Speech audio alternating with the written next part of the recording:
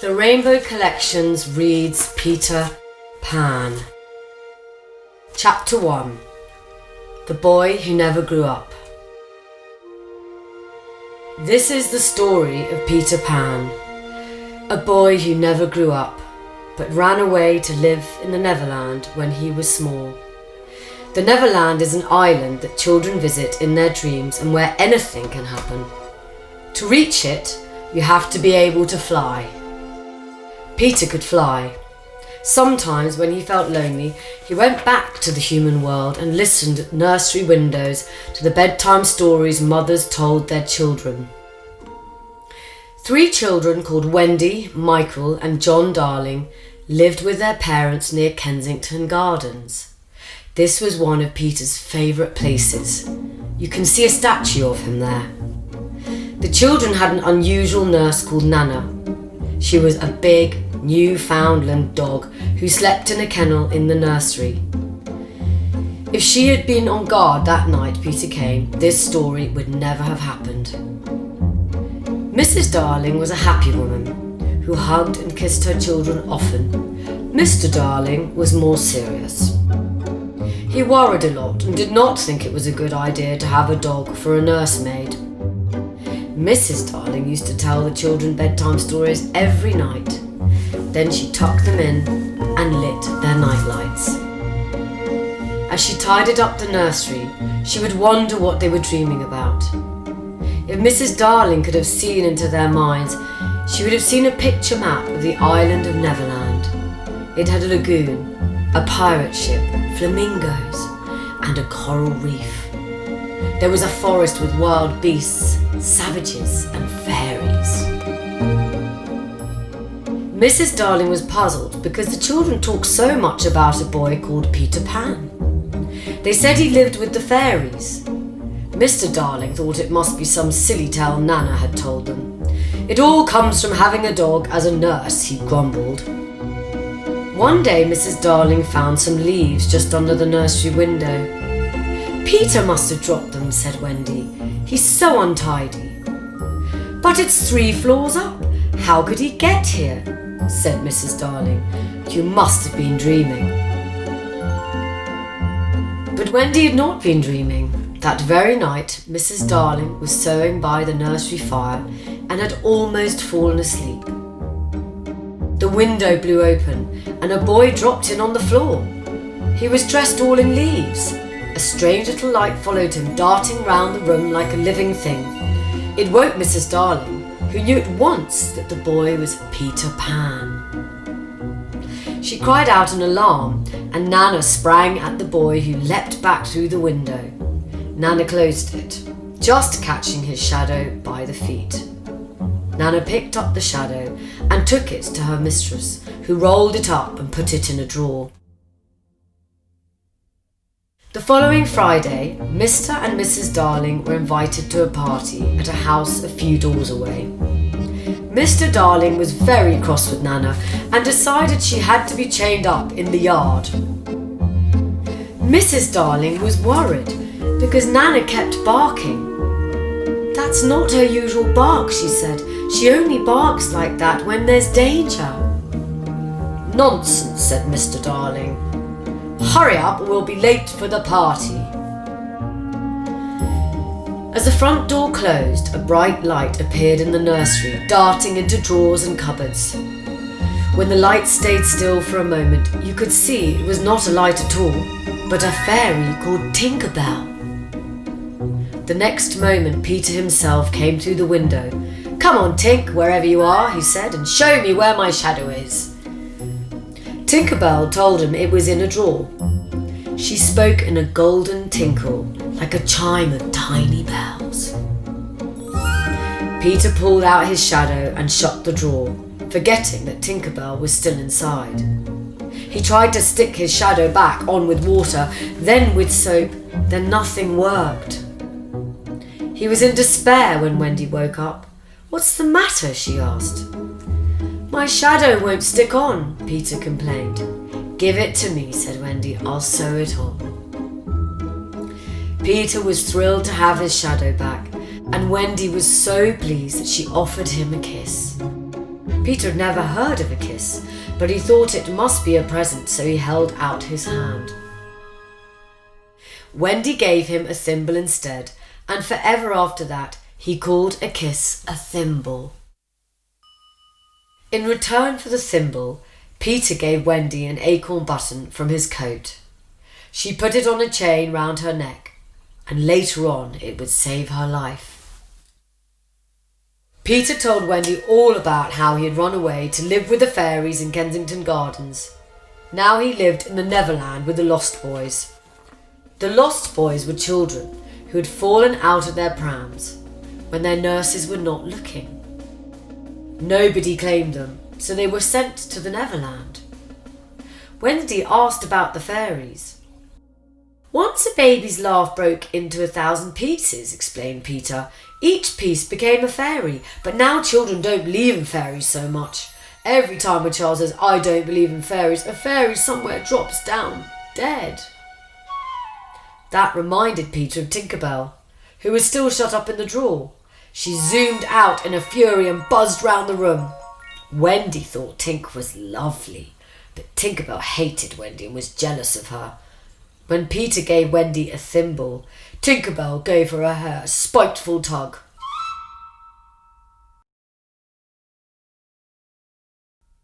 Chapter 2. Follow me. By now Michael and John were awake. Peter told them all about the gang of the Lost Boys, of which he was the captain, and their fights with the pirates.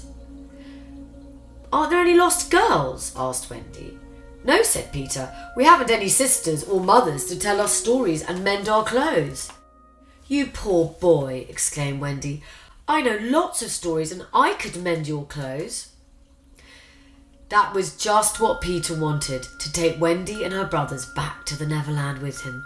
He promised to teach them how to fly. In the yard, Nana was barking like mad. She knew something was wrong. At last she broke her chain and galloped up to the house where the party was. She got Mr. and Mrs. Darling, and they all ran down the street as fast as they could. By now, Peter had blown magic dust all over the children and was showing them how to fly.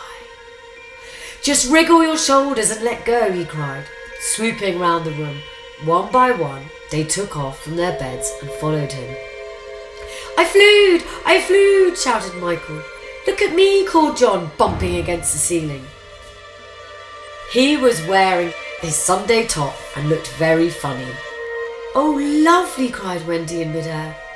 Mr. and Mrs. Darling and Nana could see the nursery window lit up. Against the curtains they saw the shadows of 3 little figures circling round and round in the air. No, not 3, 4. They rushed upstairs and burst into the room, but they were too late. Peter had said, "Follow me," and soared out into the night with John, Michael and Wendy right behind them. Chapter 3. The Flight. Peter said that the way to the Neverland was easy, second to the right and straight on till morning, but it seemed to take a very long time. At first it was fun.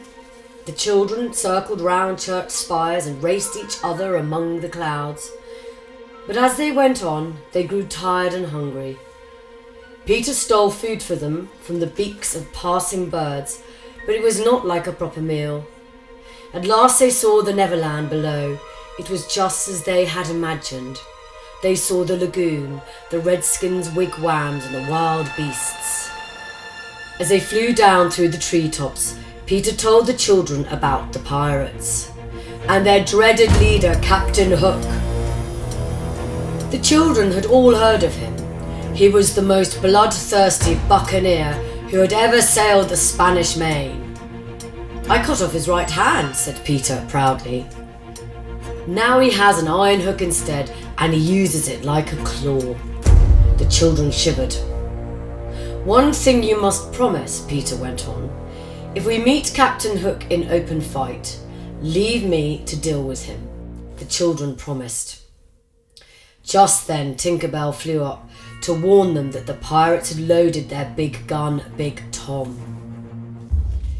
They could tell where Peter and his friends were by Tink's light, so the children hid her in John's top hat, which Wendy carried. Suddenly there was an enormous bang! The gun had been fired. The blast blew them onto their backs and scattered them, and Tinker Bell and Wendy were separated from the rest. This was Tink's great chance. She was still jealous of Wendy and wanted to get rid of her. So with her golden tinkle, she led Wendy away in quite the wrong direction.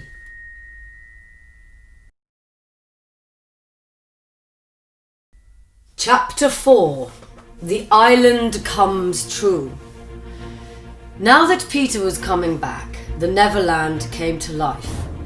The Lost Boys set out to look for their captain, and the pirates were looking for the Lost Boys. The Redskins were stalking the pirates, and the wild beasts were tracking the Redskins. There were 6 Lost Boys. Tootles, the unlucky one. Nibs, the cheerful one. Slightly, the conceited one. Curly was always in trouble, and the twins. They crept along behind the bushes in single file, clutching their daggers. Then came the pirates with their evil looks, some wearing gold earrings, others tattooed all over. They had names like Secco, Bill Jukes, and Gentleman Starkey. The worst one, because he looked so meek and mild, was Smee the Bosun. He had a cutlass named Jimmy Corkscrew, which he wriggled in his victims' wounds. Their leader, Captain Jas, short for James Hook, was the most evil rogue of all. He feared nothing except the sight of his own blood, which was an ugly colour. He treated his men like dogs and smoked 2 cigars at once in a special holder.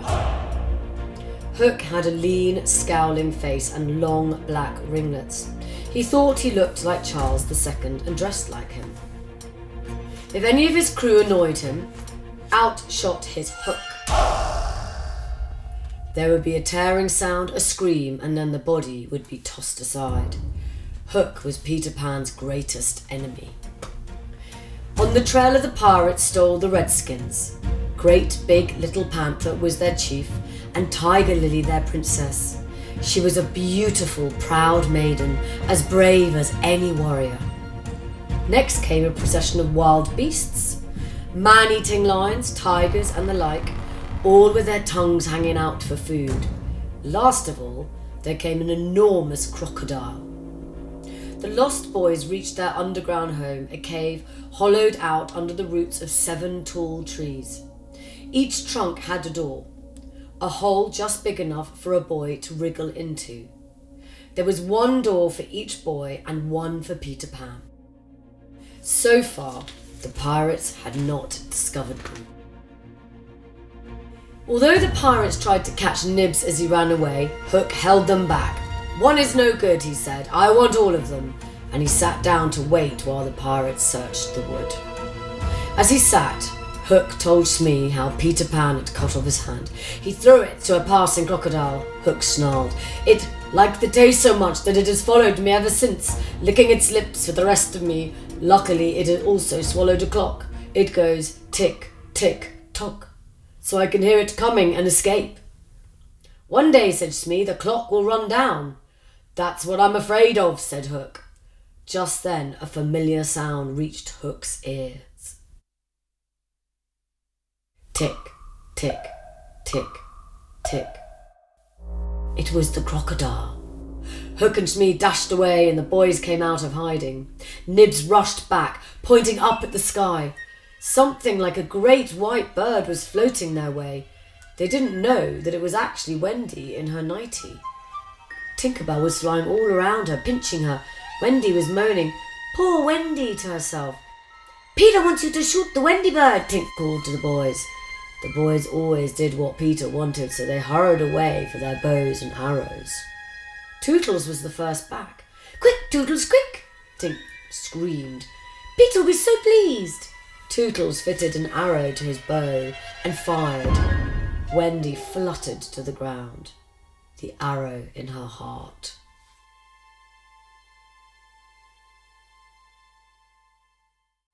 Chapter 5 The Little House and the Home Underground. When the boys crowded round to see the Wendy bird, they discovered to their horror that it was a lady. "A mother to take care of us," said the twins, "and Toodles has shot her."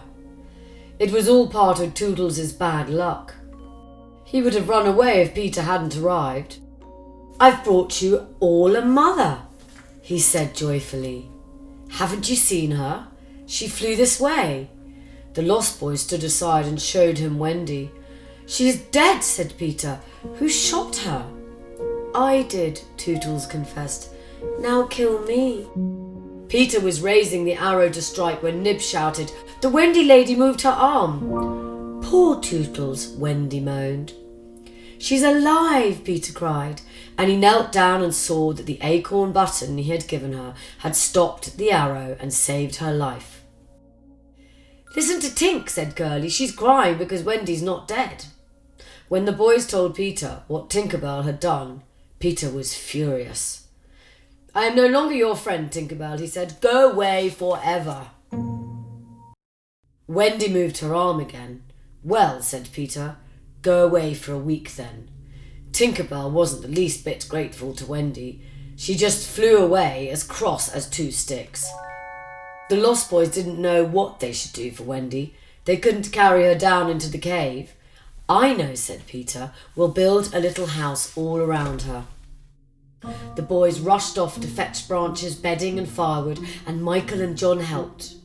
Bit by bit the house was built, with a green moss carpet, red walls and a door and windows. At last all it needed was a chimney. Peter knocked the top off John's Sunday hat and fitted it on the roof.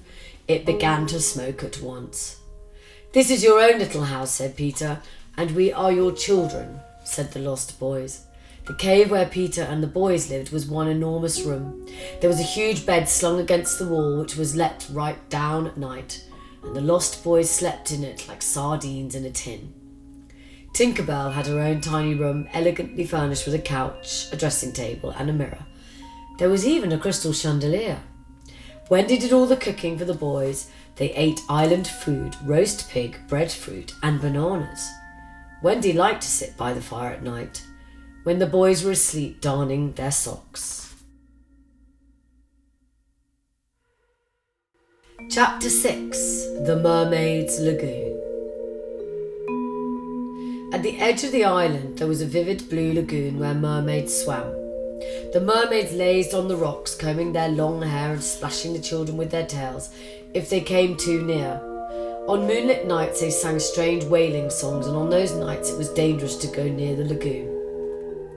A never bird had built her nest in one of the trees by the shore and laid 6 eggs in it. One day the nest fell and floated out on the lagoon. The mother bird still sat there, drifting about in a nest like a little boat. Peter warned the boys to be careful not to disturb her. There was a huge black rock out at sea which was covered with water at high tide. Pirates used to tie up their captives and leave them there to drown, so it was called Marooner's Rock. One afternoon, when Wendy and the boys were having a nap on the rock, the sun went in and the lagoon became cold and unfriendly. Wendy tried not to be afraid even when she heard the sound of a boat approaching. Peter, always on the alert, smelled danger. "Pirates!" he cried. "Everybody dive!" The next moment the rock was empty. The pirate dinghy, rowed by Smee and Starkey, drew near. They had captured Tiger Lily just as she was boarding the pirate ship with a knife between her teeth. They had tied her hands and feet and were going to leave her on the rock to drown. She showed no fear, for she was a chief's daughter. Peter wanted to save Tiger Lily and have some fun as well. "Ahoy, you lubbers," he called, imitating Hook's voice. "Set the redskin free." "But Captain," said Smee, "you told us." "At once, d'ye hear?" cried Peter, "or I'll plunge my hook in you." "Better do what the captain orders," muttered Starkey nervously. So they cut Tiger Lily's ropes and she slipped like an eel into the sea. Suddenly a cry came across the water. "Boat ahoy!" It was the real Captain Hook, swimming out to join his men. He had come to talk about a plan to capture Peter and his gang. He may never get the better of those boys now they have a mother to care for them, he said. I know, said Smee, but if we capture her, she can be our mother. A capital idea, cried Hook, but first we must catch the boys and make them walk the plank. Hook was furious to find that his men had let Tiger Lily go. I gave no such orders, he said. When they told him about the mysterious voice, Hook was frightened. Spirit that haunts this dark lagoon, he called. Dost hear me? Peter could not keep quiet. Odds, bobs, hammer and tongs, I hear you, he called. Who are you, stranger? Asked Hook hoarsely. I am James Hook, captain of the Jolly Roger. If you are Hook, then who am I? You're a codfish. Hook went pale at this insult. He knew now who was playing this trick on him. Are you a boy? He called. Are you a wonderful boy? Yes, yes, boasted Peter. I am. I'm Peter Pan. At once Hook ordered his men to attack. Take him dead or alive, he cried. Peter whistled up the boys and they all came to his aid, armed with daggers. They put up a good fight. Before long, Smee and Starkey were swimming for their lives towards the pirate ship. Peter had ordered the boys to leave Hook to him, so they rowed for shore in the pirate dinghy. Peter and Hook came out of the water at the same moment. They stared grimly at one another as they climbed onto the rock, and Peter snatched a knife from Hook's belt. Then, seeing that Hook was lower down than he was, Peter gave him a hand up so they could fight fairly. But the treacherous Hook bit Peter's hand. Peter was so shocked that he dropped his guard, and Hook was able to claw him twice. The tide was rising rapidly, so Hook struck out for his ship, leaving Peter wounded. As the tide rose, Peter's heart beat like a drum. Ba-bum, ba-bum, ba-bum. A strange smile came to his face, and he thought, to die will be an awfully big adventure. But Peter did not die. The Neverbird came by in her nest and rescued him. When he returned to the cave, he saw campfires. The Redskins had come to protect the boys from pirate attack. Peter had saved Tiger Lily, and there was nothing they would not do for him and his friends.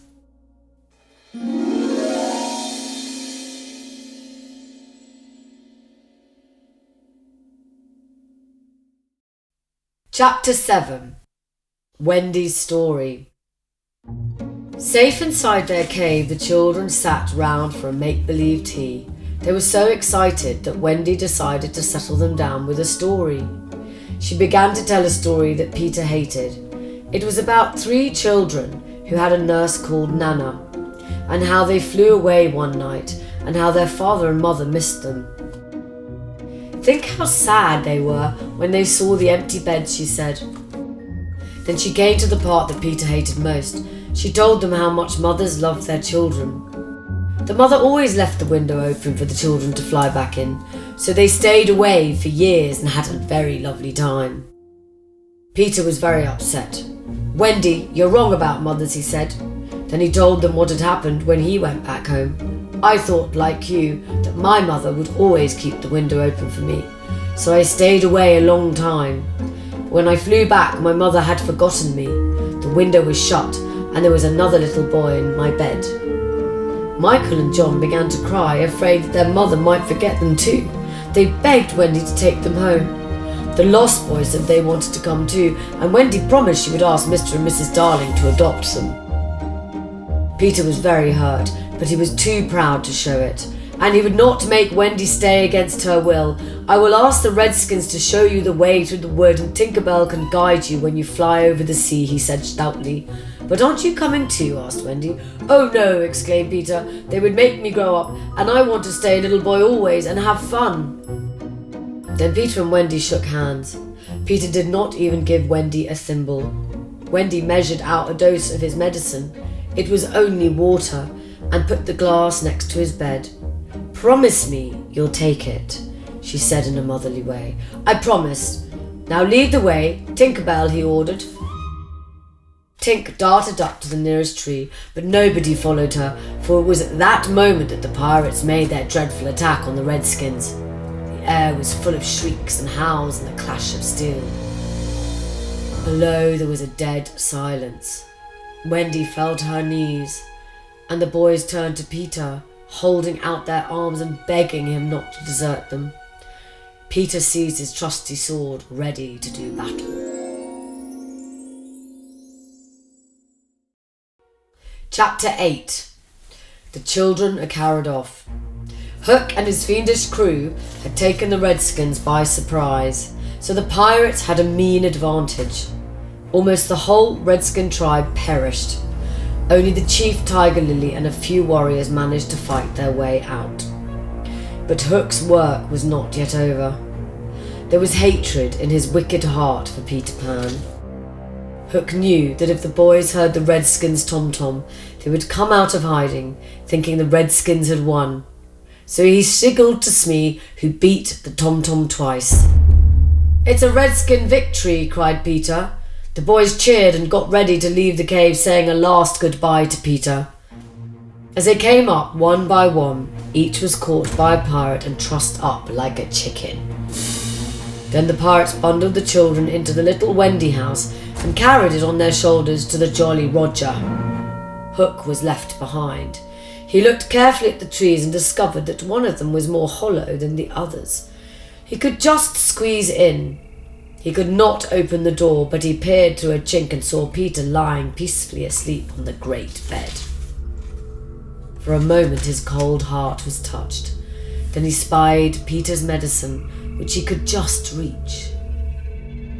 Hook always carried a deadly poison on him. Reaching through the chink, he poured 5 drops into Peter's medicine. Then he climbed out of the tree like some evil spirit. Pulling his hat over his eyes, he wrapped his black cloak around him and stole away through the wood.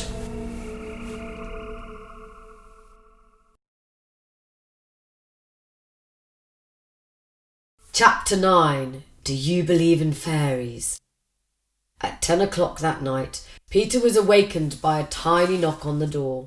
It was Tinker Bell, who told him that Wendy and the boys had been captured and taken to the pirate ship. "I'll rescue them," cried Peter, grabbing his sword, "but first I must take my medicine." No, cried Tinker Bell, "it's poisoned." "How could it be?" said Peter. "Nobody's been down here." He put the glass to his lips, but brave Tinker Bell had heard Hook talking to himself in the wood and flew between Peter's mouth and the glass. She drank the poison herself in one gulp. "It was poison," she cried. "I shall die." She fluttered feebly to her tiny couch and lay there gasping. Her light was getting weaker every moment. Soon it would go out. Tink was whispering something. Peter bent down to listen. "If enough children believe in fairies," she gasped, "I might get better again." What could Peter do? Children everywhere were asleep. Then he thought of those who were dreaming of Neverland. He called, "If you believe in fairies, clap your hands. Don't let Tink die." There was silence. Then there was a faint sound of clapping.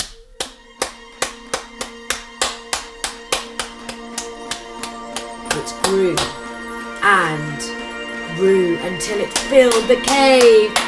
Tink was saved!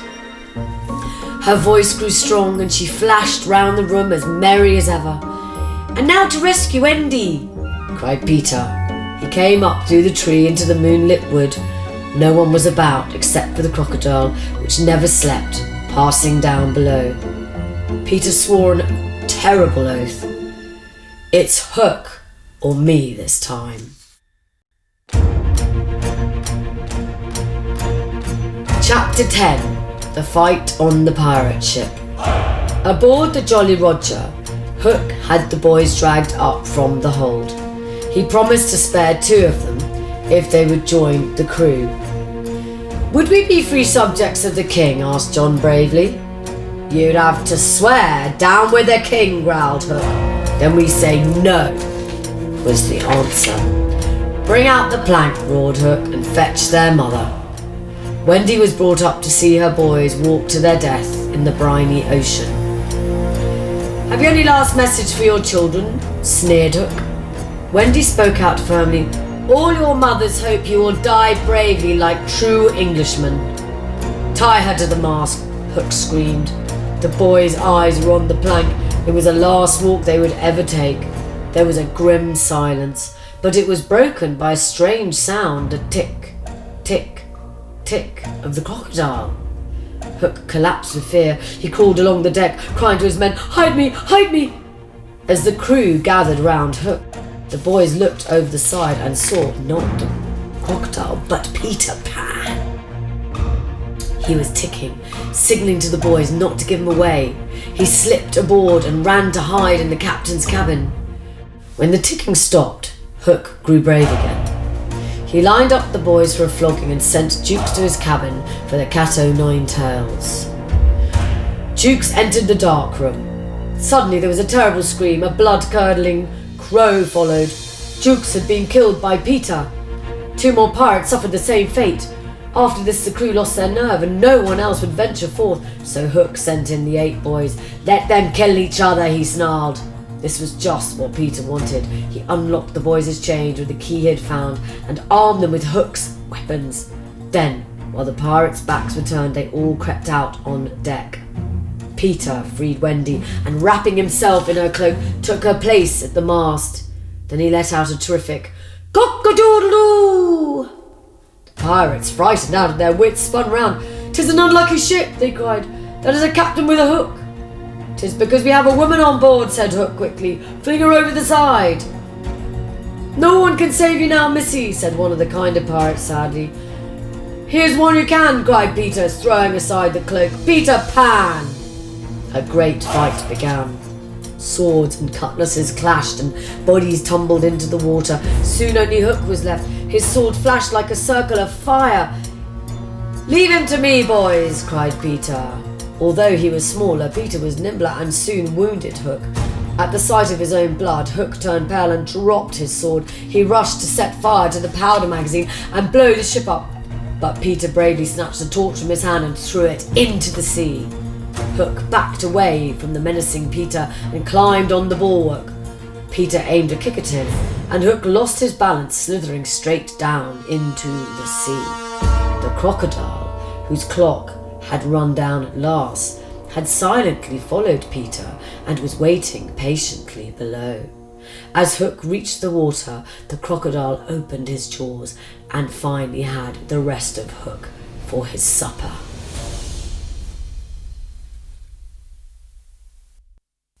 Chapter 11. The Return Home. That night the boys slept in the pirates' bunks, and the next morning they set off for home with Peter as captain. Meanwhile, Mr. and Mrs. Darling were still grieving over their lost children. Mr. Darling was sure it was all his fault for chaining up Nana, and to punish himself he slept in her kennel. One night he was feeling especially miserable, so he asked Mrs. Darling to play the piano in the room next door to cheer him up. "And please shut the window," he said. It's draughty in the kennel." "You know I can't do that, dear," said Mrs. Darling. "The children might come home." But the children were already on their way. They had crossed the sea now and were flying the last bit of the way. Peter and Tinkerbell were ahead of the others, as Peter had a plan. When they found the open window and flew in, Peter was going to shut the window so that Wendy would think her mother had forgotten her and go back with him to Neverland. But Mrs. Darling was sitting sadly at the piano with tears trickling down her face. "She is fond of Wendy too," thought Peter miserably. "We can't both have her. What had I better do?" Then he gave in and said, "Oh, come on, Tink, we'll let them in."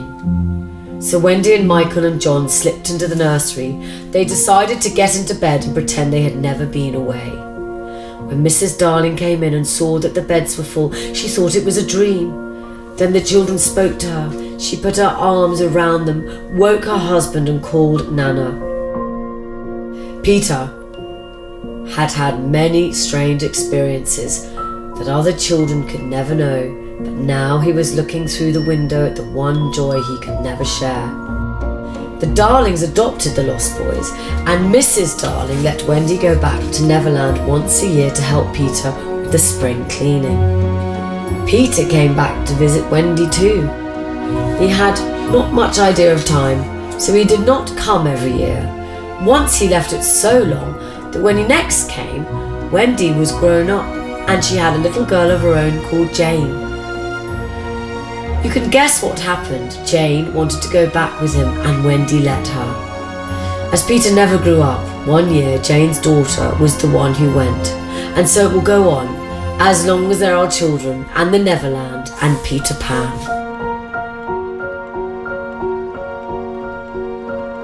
Peter Pan, read by the Rainbow Collections.